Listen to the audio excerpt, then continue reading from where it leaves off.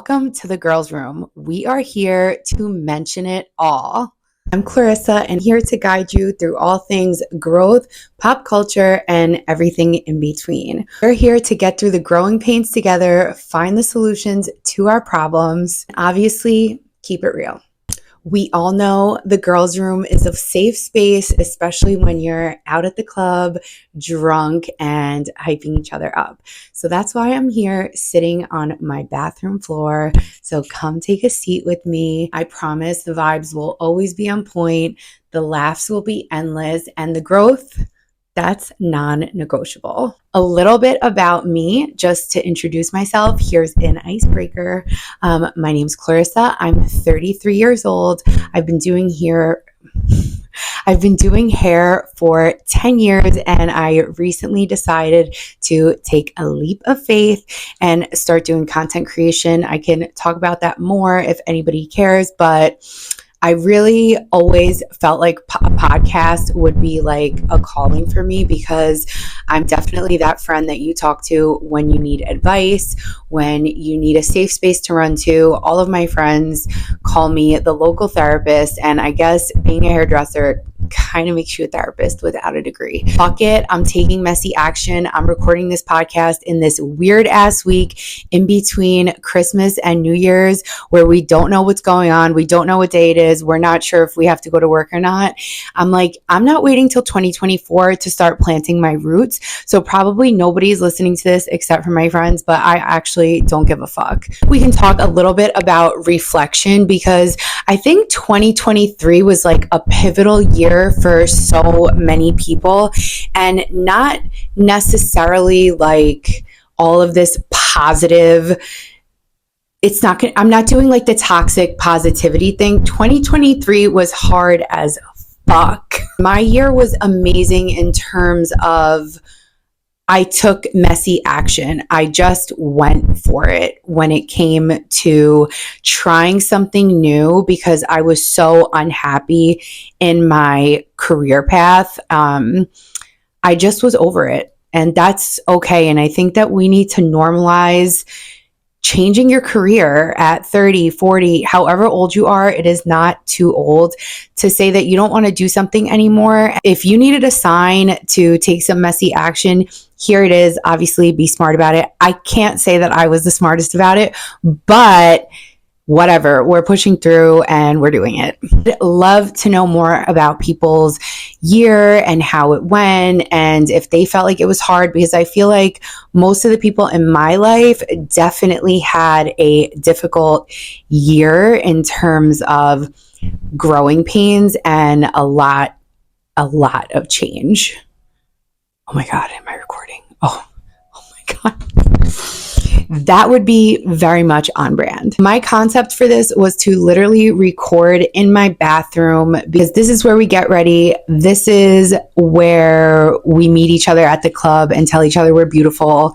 This is just like, it's the girls' room. And if you're a millennial, you know exactly the reference and where I got this from. What I would like is for people to give me some topics that they would like to talk about.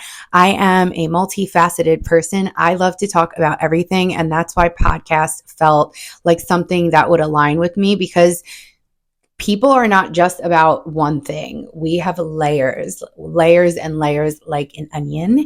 And I just wanted to peel back those layers in a way that felt authentic to me, which for me, this is the way I want to do it. I want to talk to you. I'm inviting you into my home, and I want to hang out. I want to do each other's makeup, give each other hair tips, and also talk about some real shit, talk about real things that are happening, and give each other good advice. I want good advice. I want to covet a community and not be focused on any sort of like virality. I really would love to build a community here in the girls' room. And at some point, I would love to interview people. Obviously, I will be making my friends do interviews with me. And I think it would be cool to like bring this into other people's bathrooms, as long as they're clean. I hope you guys like this concept. I thought it would be fun. And we're doing this together. Let's see where it goes. Now that I talked a little bit about my personal journey and story, I don't want to sit too much on that because I don't just want to talk about myself. But pop culture and like reality TV is another thing that I really love and enjoy. So if you guys are in the Housewives world, so am I. I'm completely obsessed with it, and I would love to talk about things like that. I need to catch up on Roni Legacy because for some reason I just never got into Roni, and I know that sounds crazy for someone who really really really loves Housewives. I just never got into it. I don't want to say that I think it's because it was too relatable, because I'm not rich and I don't have a Hamptons home, but I'm born and raised in New York City. And like Luann used to go to the hair salon I used to work at. It just felt almost tangible to me, which it is tangible because we're manifesting that Hamptons home, but it just felt like too close, like for some weird reason, because in contrast to like Beverly Hills, you can see how different Beverly Hills is.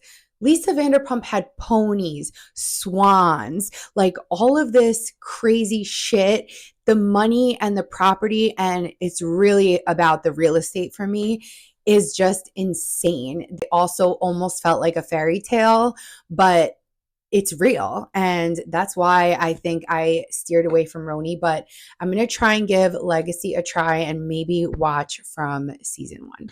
So let me know if you guys are Housewives fans, because I could talk Housewives all day. Like Salt Lake City, all the stuff that's going on with Monica, I cannot wait to see the finale. I'm going to be dying for the reunion. Hopefully they don't do 3 parts, because every time they do 3 parts, it's trash. I think it's just always drawn out, and the middle one is lagging. So let's hope that I don't know why I did that. Let's hope that we like scoot past that and make it maybe 2 really, really good, really, really good ones.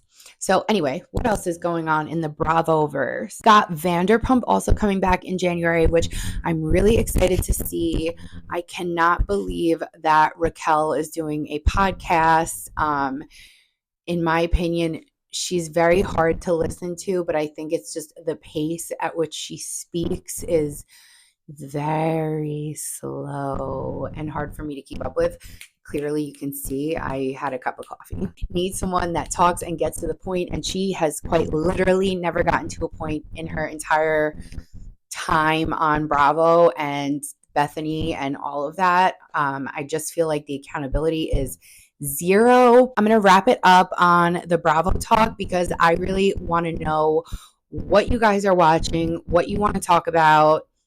I'm interested. This is kind of just an introduction to me and my new podcast. I'm going to try, let me not say try, I'm going to do an episode per week, and let's see where this takes me. I would love all of the honest feedback. I am a sensitive Pisces, but you can keep it real with me, I promise. I would really love to talk more about personal growth. I'd love to hear your stories.